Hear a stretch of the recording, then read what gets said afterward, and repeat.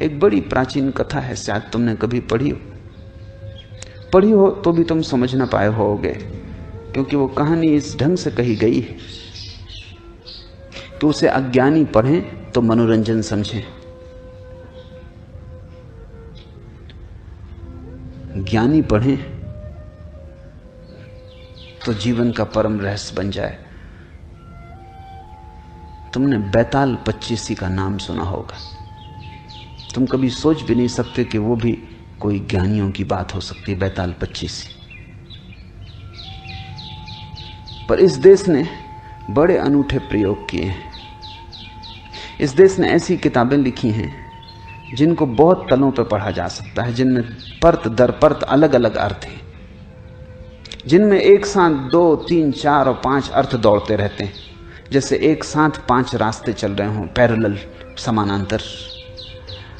तो जिसकी जो सुविधा हो, एक छोटा बच्चा भी बैताल पच्चीसी पढ़ के प्रसन्न होगा और परम ज्ञानी भी पढ़ के प्रसन्न होगा। खोजी को मार्ग मिल जाएगा, पहुंचे हुए को मंजिल की प्रतिभिज्ञा होगी। जो नहीं खोजी, नहीं पहुंचा हुआ है, उसके लिए सिर्फ चित्त का मनोरंजन होगा, वो भी क्या कम है, थोड़ी देर को मन बहलाव हो जाएगा। बैताल पच्चीसी की पहली कथा है। 25 कथाएं बड़ी अद्भुत हैं, लेकिन पहली तुमसे कहता हूं। पहली कथा है कि सम्राट विक्रमादित्य के दरबार में एक फकीर आया।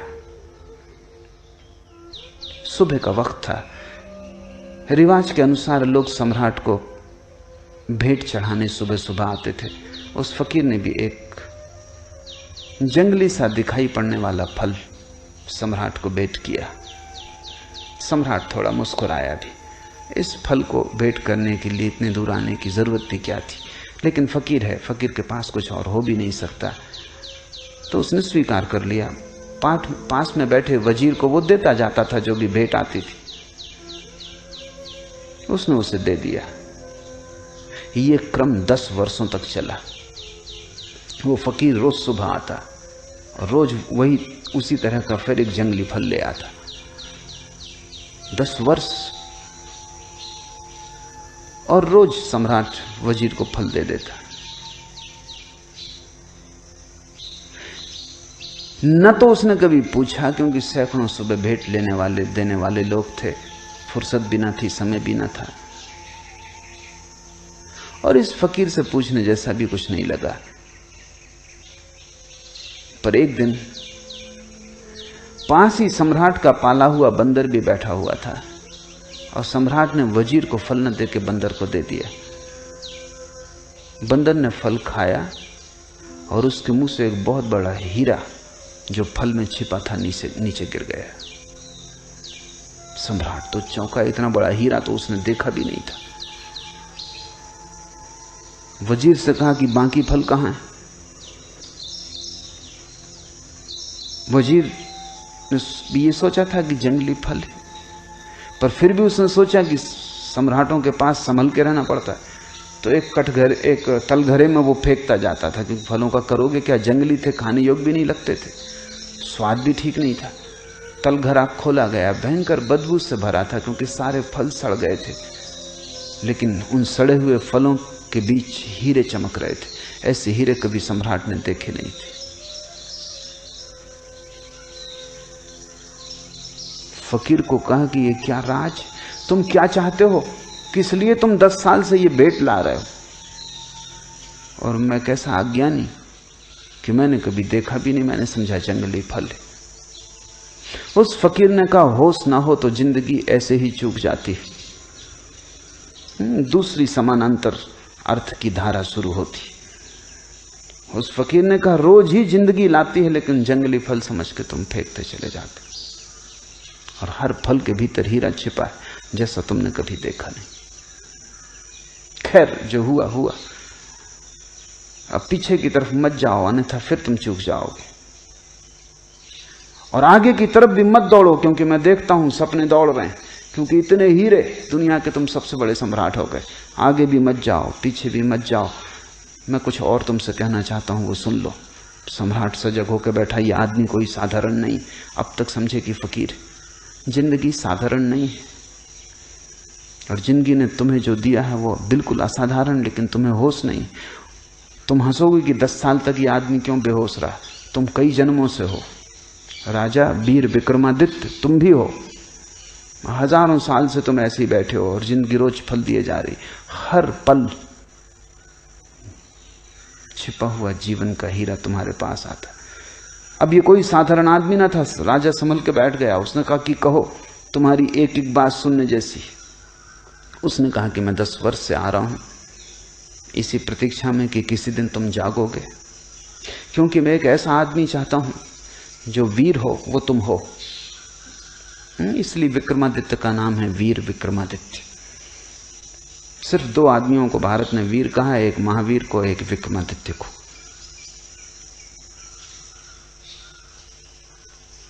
निश्चित तुम वीर हो, इसमें कोई शक शुबा नहीं, लेकिन काफी नहीं है वीर होना। इसलिए मैं चाहता था जब तुम जाग जाओ वर्तमान के प्रति, तब मेरे काम के हो सकते हो। अब दोनों बातें घट गई। अब तुम महावीर हो। होश और साहस। मैं एक बड़े महान तंत्र के कार्य में लगा हूं। उसमें मुझे एक ऐसे आदमी की जरूरत हो जो बहुत वीर हो, जिसे कोई चीज भयभीत ना कर सके, और जो होशपूर्ण हो। अगर तुम तैयार हो तो आज अमावस की रात है, तुम सांझ मरघट पे पहुंच जाओ, मैं तुम्हें वहीं मिलूंगा। वो फकीर तो चला गया। सम्राट ने कई बार सोचा भी कि इस झंझट में पड़ना कि नहीं, लेकिन फिर ये तो कायरता होगी। और ये आदमी ऐसा है कि इसके साथ थोड़े दूर जाने जैसा है। पता नहीं, जैसे हम जंगली फल को फेंकते रहे, पता नहीं मरघट में कौन से स्वर्ग का या मोक्ष का द्वार खुल जाए। तो समझा बुझा के डर भी लगता था। बहादुर से बहादुर आदमी भी डरता है। तुम ये मत सोचना कि सिर्फ कायर डरते हैं, डरते तो बहादुर भी हैं। फर्क क्या है बहादुर और कायर में? बहादुर डरता है तो भी करता है, कायर डरता है भाग खड़ा होता है। डरते दोनों ही हैं। डरने के संबंध में कोई फर्क नहीं, क्योंकि जो डरे ही नहीं वो तो बहादुर भी क्या उसको कहना। वो तो लोहे लकड़ी का पत्थर का बना हुआ आदमी है, वो बहादुर भी नहीं है जो डरे ही ना। डर तो स्वाभाविक है, लेकिन बहादुर डर को किनारे पर रख देता और घुस जाता है, और भयभीत डर को सिर पर रख लेता, भाग खड़ा होता है। खैर आधी रात विक्रमादित्य पहुंच गया मरघट पर। बड़ा डर लगता था, बड़ी भयंकर रात थी, और साधारण रात नहीं मालूम होती थी। कभी मरघट आया भी नहीं था, महलों में ही सदा रहा था। मरघट सिर्फ शब्द ही था। तुम भी कभी रात अमावस की आधी रात मरघट जाओ, तब तुम्हें शब्द का अर्थ पता चलेगा। शब्दकोश में इसका अर्थ नहीं लिखा है। मरघट एक बड़ी अनूठी घटना है।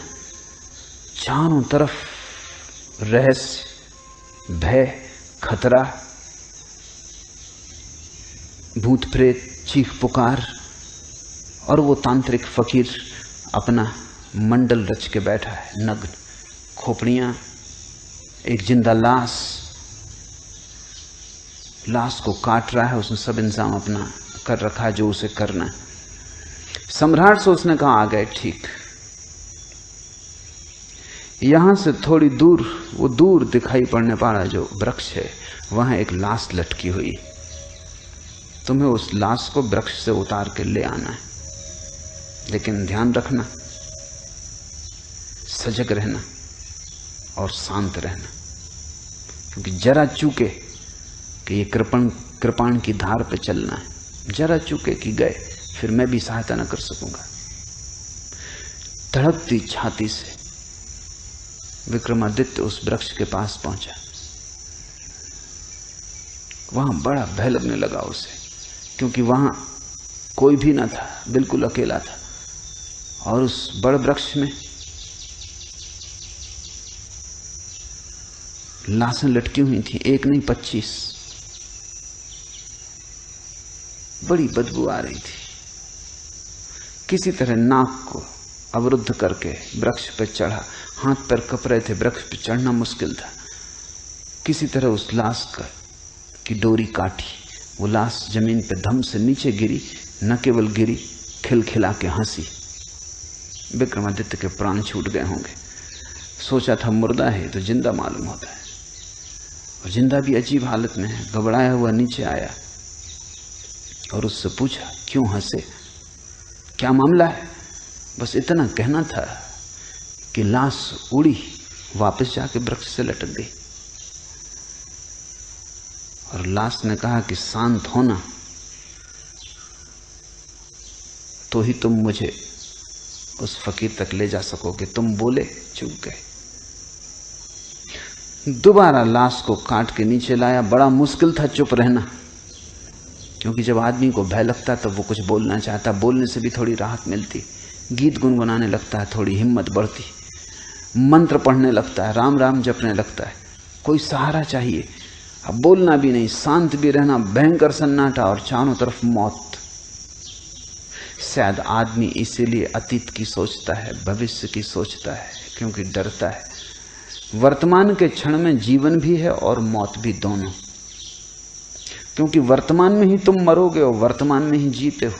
न तो कोई भविष्य में मर सकता है, न भविष्य में जी सकता है। तुम भविष्य में मर सकते हो, जब मरोगे तब अभी और यहीं वर्तमान के क्षण में मरोगे। आज मरोगे, कल तो कोई भी नहीं मरता। कल तो मरोगे कैसे, कल तो आता ही नहीं। जब मर नहीं सकते कल में, तो जियोगे कैसे? कल का कोई आगमन ही नहीं होता, कल है ही नहीं। जो है वो अभी और यहाँ। बोले कि चूक जाते हो, सोचे कि चूक जाते हो। बड़ा कस के उसने अपने को रोका। आदमी बहादुर था।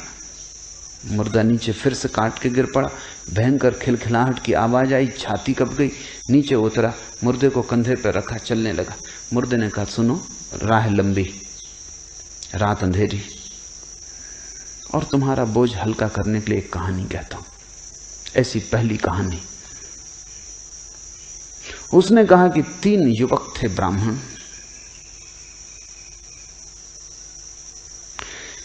ये विक्रमादित्य सुनना भी नहीं चाहता था, पढ़ना भी नहीं चाहता था चक्कर में, क्योंकि जब तुम सुनो तो पता नहीं बीच में बोल उठो या कुछ हो जाए, या कम से कम सुनने में लग जाओ और जो तुमने संभाल रखा है अपने को वो चूक जाए। क्षण में चूक सकती है बात। मगर इससे नहीं कहना भी ठीक नहीं, क्योंकि नहीं कहते ये लाश उठेगी और फिर वृक्ष पे चढ़ना पड़ेगा, फिर काटो। तो वो चुप ही रहा और वो मुर्दा कहानी कहने लगा। उसने कहा, एक गुरु के आश्रम में 3 युवक थे। तीनों ही गुरु की लड़की के प्रेम में पड़ गए। कहानी में रस आने लगा। प्रेम की कहानी में किसको रस नहीं आता? विक्रमादित्य थोड़ा बेहोश होने लगा। संभाल रहा है, लेकिन उत्सुकता जग गई, जिज्ञासा की, फिर क्या हुआ? तीनों एक से थे, योग्य थे, अप्रतिम थे, प्रतिभाशाली थे। गुरु मुश्किल में था कि किसको चुने। युवती भी मुश्किल में थी कि किसको चुने। कोई उपाय न देखकर युवती ने आत्महत्या कर ली।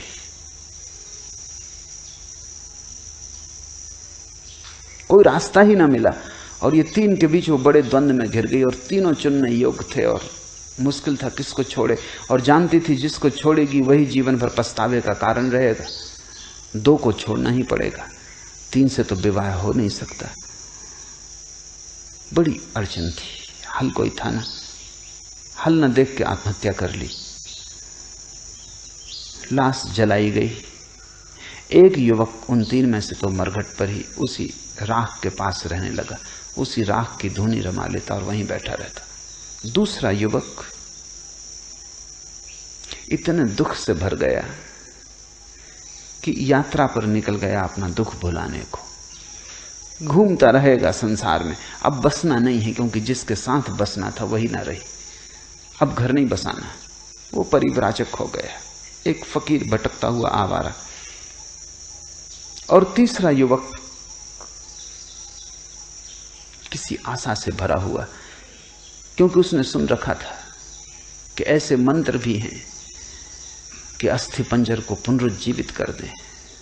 तो उसने सारी अस्थियां इकट्ठी कर ली, रोज उनको गंगा ले जाता, धो के साफ करता, फिर ले आकर रख लेता, उनकी रक्षा करता कि कभी कोई मंत्र का जानने वाला मिल जाए। वर्षों बीत गए।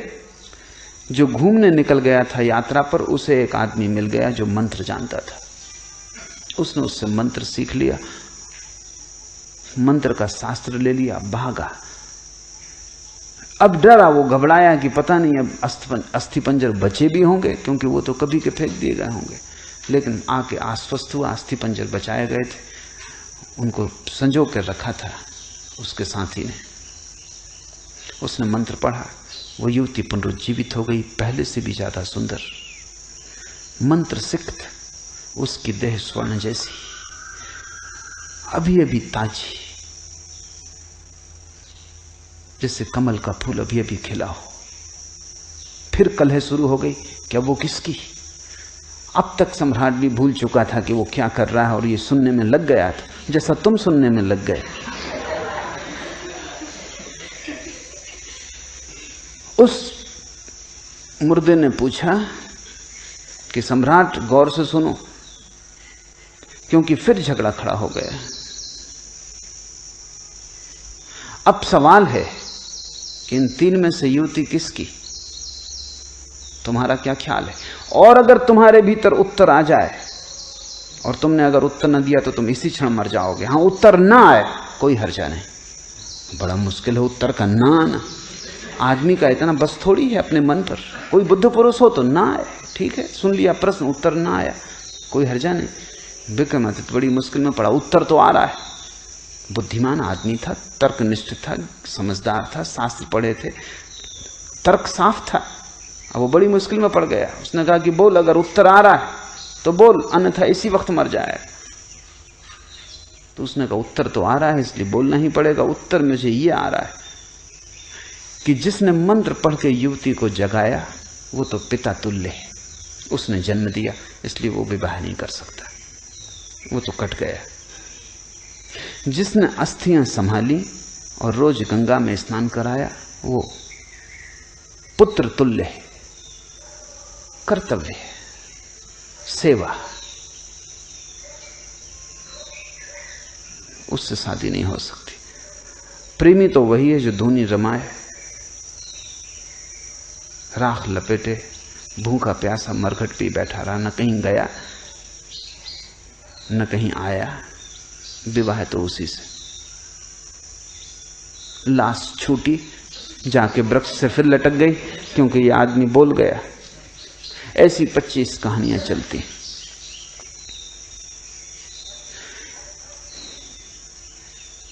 जीवन में तुम चूकते हो जब भी मूर्छा पकड़ लेती,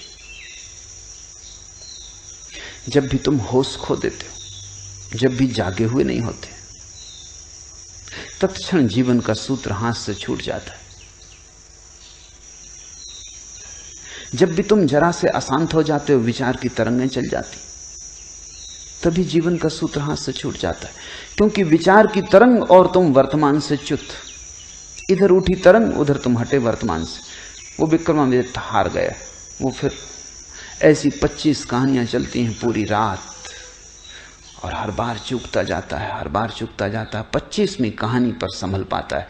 हर कहानी में ज्यादा हिम्मत बढ़ती है, साहस बढ़ता है, ज्यादा देर तक रोकता है, ज्यादा देर तक विचार की तरंगें नहीं अंकंपित करती। 25वीं कहानी आते आते कहानी चलती रहती है। विक्रमादित्य सुनता रहता है, भीतर कुछ भी नहीं होता। जीवन एक तैयारी है, यहां बहुत कुछ है तुम्हें उलझा लेने को। बाजार है पूरा, मीना बाजार, वहां सब तरफ बुलावा है, उत्सुकता को, जिज्ञासा को, मनोरंजन को। प्रश्न है, विचार की सुविधा है, सोच विचार का उपाय है, चिंता का कारण है, सब तरह के उलझाव हैं। अगर तुम इस सारे संसार से ऐसे गुजर जाओ जैसे विक्रमादित्य उस मरघट से बिना बोले चुप और जागा हुआ 25वीं कहानी पे गुजर सका, तो ही तुम वर्तमान क्षण की अनुभूति को उपलब्ध होगे। अन्यथा तुमने वर्तमान जाना ही नहीं है। तुम वर्तमान से गुजरे जरूर हो, क्योंकि और कोई जगह नहीं जहां से तुम गुजरो, लेकिन बेहोश सोए हुए गुजरे हो। या तो अतीत में खोए हुए गुजरे हो, या भविष्य में डूबे हुए गुजरे हो। वर्तमान से तुम्हारा कभी तालमेल नहीं बैठा, वर्तमान से संगीत नहीं छिड़ा, वर्तमान के साथ स्वर नहीं मिले। वर्तमान से स्वर मिल जाएं, तुम पाओगे एक ही है, अनेक उसके रूप ही। एक है सागर, अनेक हैं लहरें।